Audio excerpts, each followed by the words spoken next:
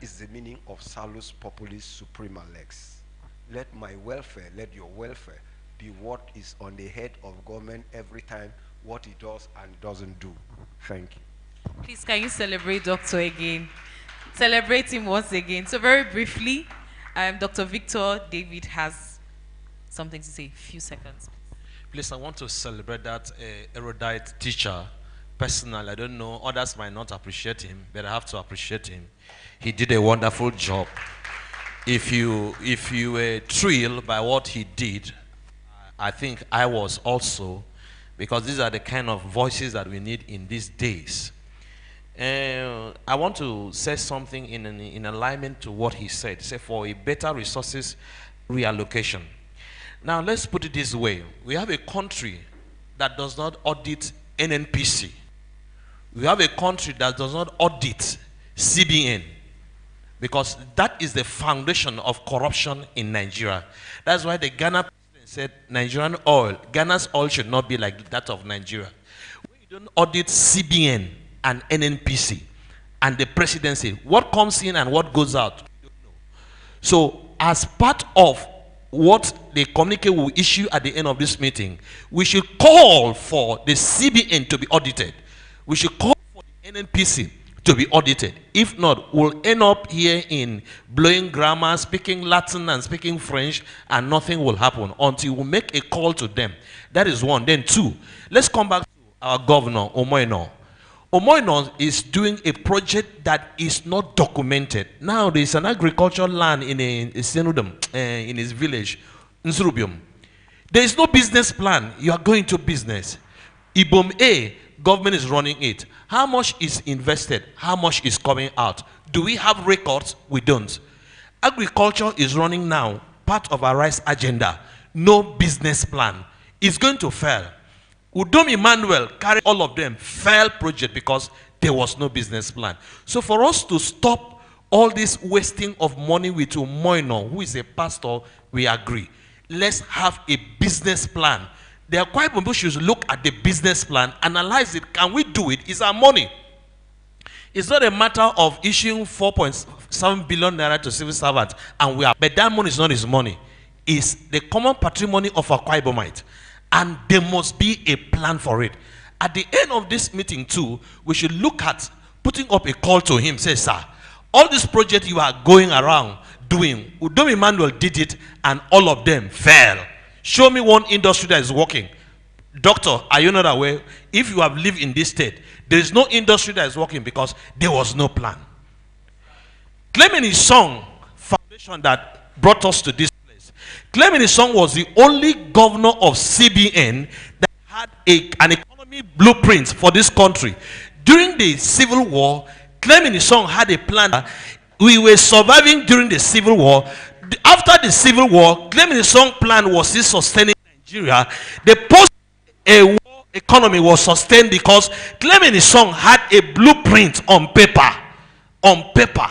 That is where, after Clement Isong had ended his tenure as a CBN governor, there is no economist, there is no CBN governor that has ever produced a sustainable blueprint to move Nigeria forward than Clement Isong. So if we are following his foundation, if we are following his footsteps, everything must be documented. Thank you. Wow. The charge and the passion attached to that comment was really powerful. But I do hope whoever is taking the communique for today has documented the key recommendations out of that from Dr. Etim Frank, and as well we'll be documenting other recommendations that will be coming out of this meeting today. Thank you once again, Dr. Victor, for that comment. I do hope when the panel session come up, we would have enough charge from the public space, from the public office holders, as well as the citizens. Thank you once again. Please celebrate yourself. Celebrate yourself for being here. You are a stakeholder, okay? Thank you again. So very quickly, for the second featured presentation, empowering citizens and enhancing accountability through digital innovation, the future of transparent governance. Ladies and gentlemen, please make welcome Mr. Udim Manasseh for this presentation. He is the CEO, Future Labs. Future Labs is a high-tech company based in Akwa Ibom State. Thank you. Thank you very much. Hello, good morning, everybody. First of all, I want to say a very big thank you to Dr. Frank, Dr. Etim Frank. He did a very amazing presentation. Please, a round of applause for him. All right, today I'm going to be speaking on empowering citizens and enhancing accountability through digital innovation, the future of transparent governance, even though what was previously shared with me was empowering citizens through digital accountability. So I love the energy in the room. People are angry about how things were done in the past and how things are being done. But my personal issue with the anger is that sometimes it is not sustainable. It cannot be sustained. So we come here, we are angry about certain things, then after a while the anger dissipates and everything just goes back to normal. So my presentation is going to be geared towards one single thing. How can what we are doing in this room have long-term impact in the state?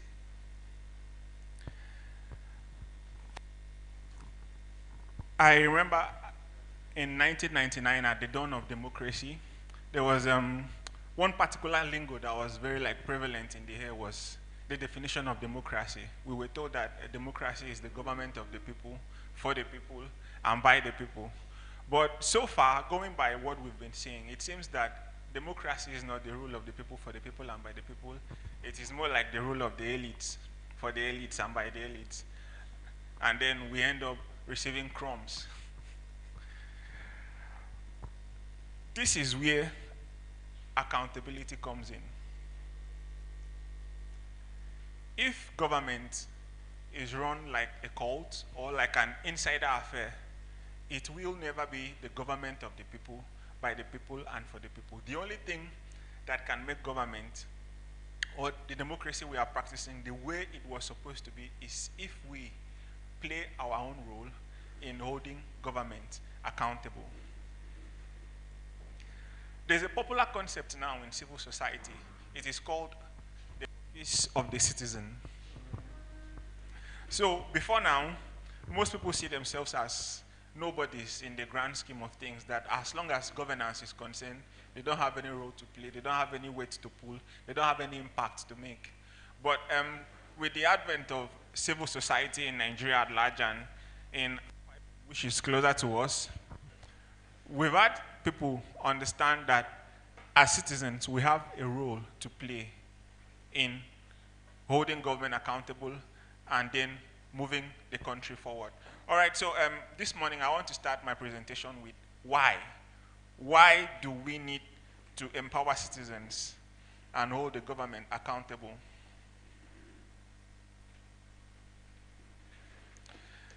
There's a particular notion that we really see in action here in Africa and here in Nigeria in particular, especially in a democratic dispensation like ours.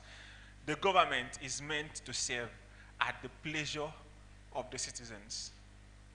But due to the previous system of government we had before the colonialists came in, we had monarchies. We had, if you're from here, Obong, Membong.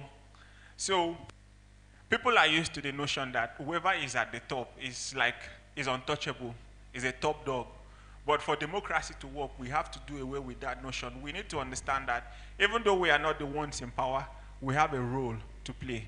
So the government serves at the pleasure of the citizen, meaning that, first of all, the government requires the consent of the governed. I know that this is a concept that has been challenged, being that sometimes even the elections that bring the people we have into power have been contested.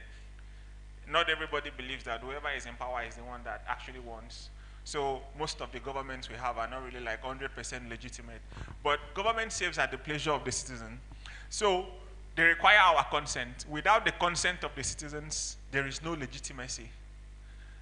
And if the government is not legitimate, they are not supposed to exercise power on our behalf. So whatever power they are exercising should be on our own behalf. So citizens have a right to know how their resources are being utilized, and accountability too and transparency are critical for good governance. If, for instance, even in Clement Isong Foundation, it is only the executive director that knows how much money comes in, how much money is spent, it could afford to do as anyhow it pleases. But if everybody in the foundation knows how much money did we make, how much money came in, how much money went out, then it is much more easier for the organization to be transparent. All right, so another thing is that most of the times we say the citizens should hold the government accountable. How is this possible? How can this be done? If you're looking for money to eat this morning, you've not had breakfast this morning, yesterday you did not eat, how is it possible for you to hold the government accountable? It's not very possible.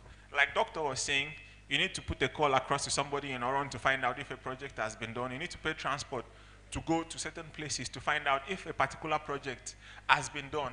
This is where technology comes in. With technology, which is what we are gathered here to celebrate today, it becomes easier for people to hold government to account. So digital technology provides an opportunity to increase citizen engagement and participation. All right, the next slide. What is digital accountability about? Digital accountability platforms provide real government spending and activities. So for instance, when I was campaigning for office, he made several promises, right? Can we tell at a glance if he has kept to those promises or he hasn't kept to them? It's kind of hard for us to figure out if he has done it or he hasn't done it. For us to do that, we have to now start going online, checking his manifesto, and going through the videos of his campaign, the campaign promises he made. So this is where this digital accountability platform comes in. It makes everything simple. At the look of a dashboard, you'll be able to tell, has he kept to this promise? Yes. Has he kept to this one? No. Has he kept? So it now makes it easier for us to, anytime we come across him or anytime we have an avenue like this where he's available, we tell him what you promised us in 2023. Out of the 10 things you promised us, you've not been able to do 8 or 9, or this is how many you have done. What happened to these other ones that you told us you were going to do? So another beautiful part of digital accountability is that it makes it easier for citizens to report incidents and track progress. So instead of maybe Clement Isong Foundation going all over Akwa Ibom State, going to Oron, going to Eket, going to Korobasi, going to Korebene, Shenodiman, everywhere in Akwa Ibom, they could just put it online. We have what we call citizen trackers, right? They'll be the ones to go and check, okay, this thing that was said to be done, has it been done? No, it has not been done. This one, has it been done? So it makes everything easier. Another beautiful thing is, for some very busy people, you don't really want to go through pages and pages of data to find out if this thing has been done. So with the head of data analytics, once you go to your dashboard, you can see how many promises in total was made, how many of those promises has been fulfilled, and all of that, and all of that. Then, another thing I want us to really work on is collaborative advocacy and activism. So it is possible that we have very passionate people in this hall today. We come here, we speak about certain things, that this thing should have been done like this thing should have been done like that. But when we go back to our various organizations, I understand that everybody in this hall today is a leader in a particular field or a particular sector or in a particular organization. When we go back to our different silos, how is it possible that we can effectively come together to track the government and tell them, okay, you've done this or you've not done this? This is where digital accountability comes in.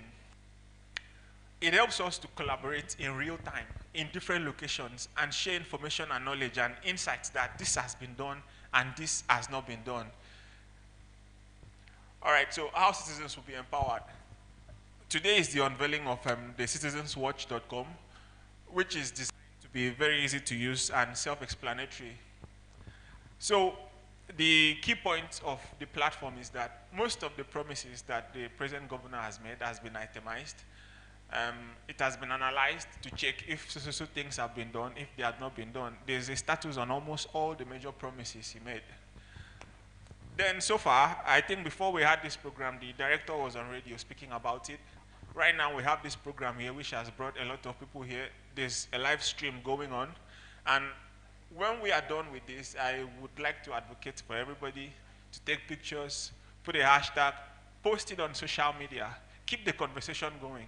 That is the only way we can track the government. If we just come, stay in this hall, we speak, we are angry, we go back to our various businesses, nothing is going to change. So keeping the government accountable, from my point of view, is going to require two things. It has to be an ongoing effort, an ongoing conversation that has to be happening every time. And then secondly, we alone cannot do it. I think in this room we might be like, let's say 100. 100 people might not generate the critical mass that is required to make the government shift gears on whatever policy or whatever it is doing at the moment. We need to serve like a kind of catalyst, make more people understand that, oh, we have a platform that does this, there's a platform that does this. We need you guys to come on board and check, has this thing been done? We need you guys to come on board and help us. Like, this has to be a collaborative effort, every member. So another means that citizens will be empowered is that there's a feedback mechanism for reporting and tracking on the metrics. So when you go on the platform, there's a place where you can check, okay, you can give feedback to the foundation that this thing that you said it is this way, this thing is not this way, this is the way it is. The next slide. Okay, so what our new leverage is going to achieve. Before now, given the amount of money that we have made from oil, I presume that we've made close to ₦1 trillion from oil as a state. Then, out of all this money that we've made, we've had very little spotlight on the state government. We've had very little pressure on the state government compared to like the federal, where we have agencies or foundations and organizations like Budget and Tracker that has been a spotlight on the finances of the federal government. I think coming to Akwa Ibom State, we've not really had much in the civil society space, apart from organizations like Policy Alert that has always been in the news, and Clement Isong Foundation. So I believe that this platform is going to build on it and make tracking something that is commonplace, not just something that is restricted to a particular strata of society. It should be something that everybody, when we get back to the house, we ask somebody, do you know about this platform? Or do you even know how much money came into the state and participations of citizens in governance? Then the people in government are government. They are not good people, even though they may be.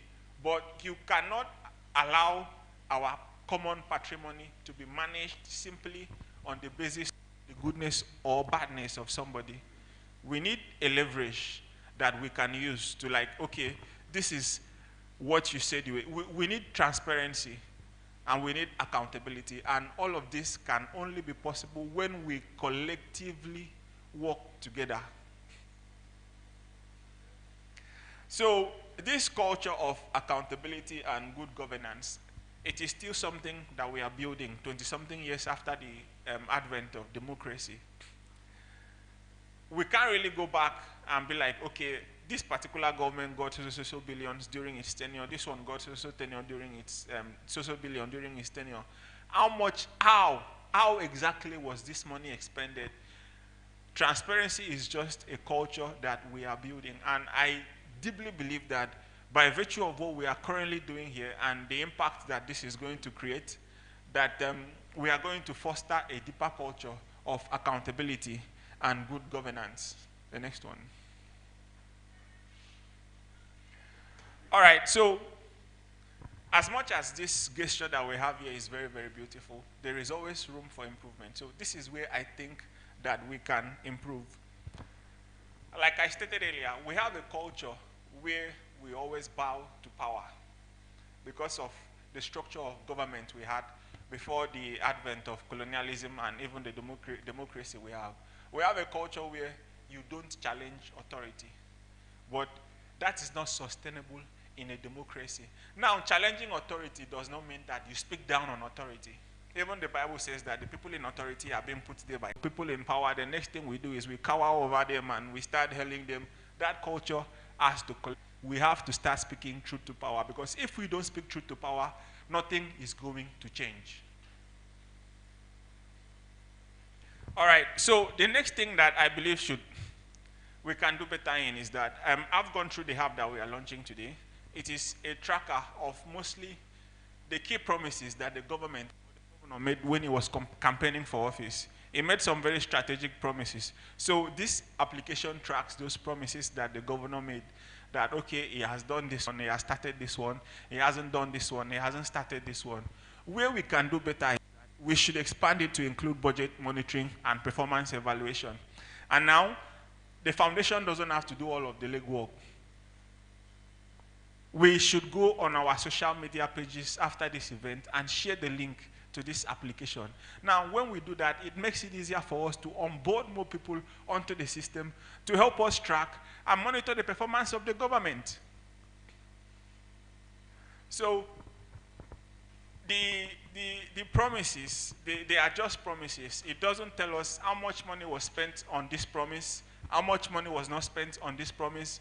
We need to understand exactly where and how our money is being spent. And the only way we can do that is if we expand this app to include budget monitoring and performance evaluation. We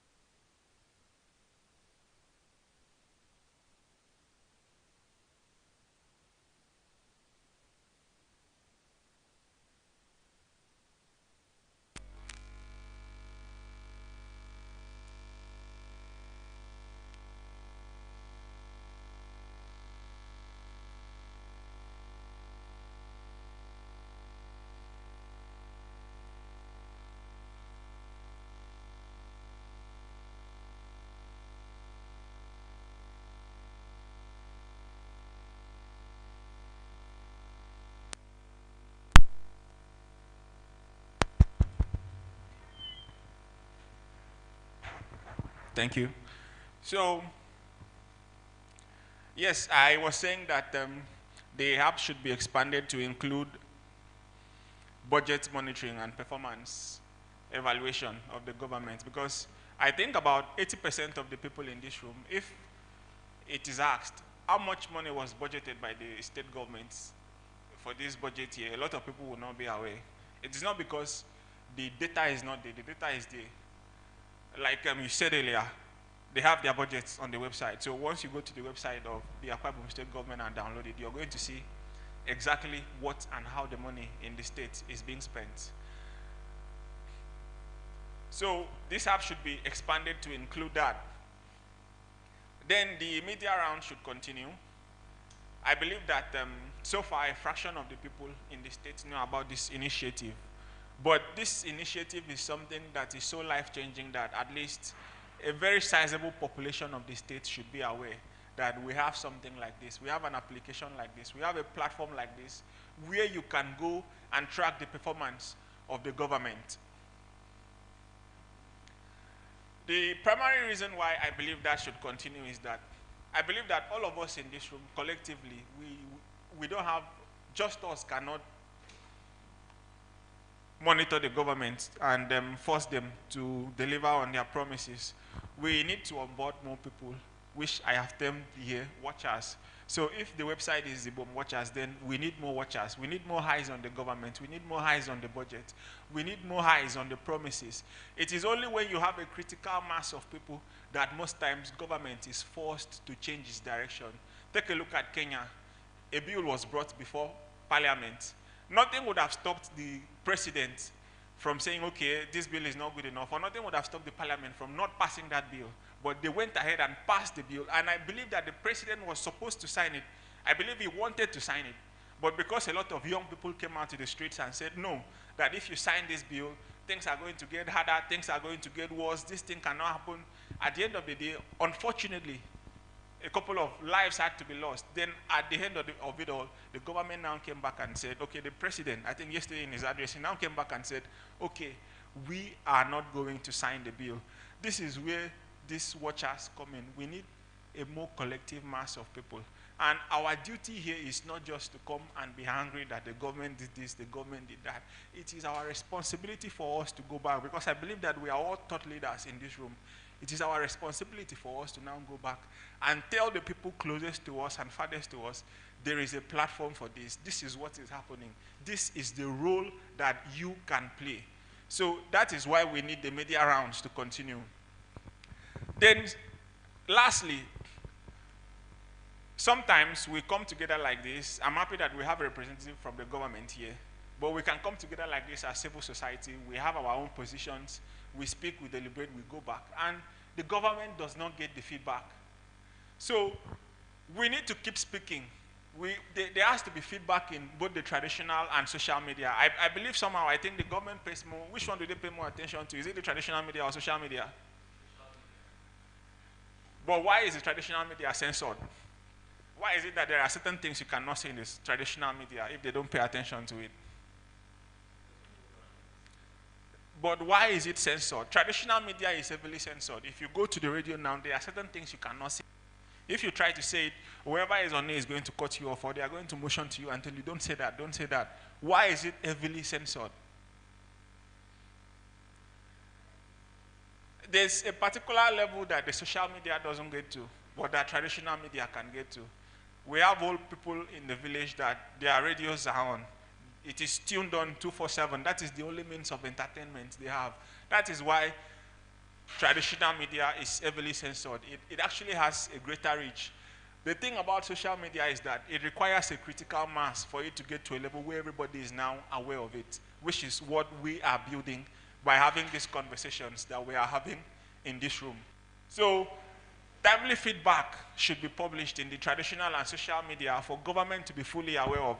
I believe that this organization, as usual, they are going to issue a communique at the end of what we have here today. All right. I sincerely believe that I have been able to shift our anger to a perspective of what can we collectively do to make the government understand we are interested in governance and that the state belongs to all of us. Thank you very much for your time. Thank you, Mr. Manasseh. Please, a round of applause again for him. So one key thing that struck me from his presentation was collaborative advocacy and activism. It's very important. And then thank God for AI, thank God for technology. We can always access, collaborate, and put to read, for citizens to read, make contributions, criticize, recommend, and commend as well. Thank you once again, Mr. Manasseh, for that beautiful presentation. Well done. And I do hope the communique carries all of information out of that. Okay, so while Mr. Manasseh was giving his presentation, we were honored to have very delectable personalities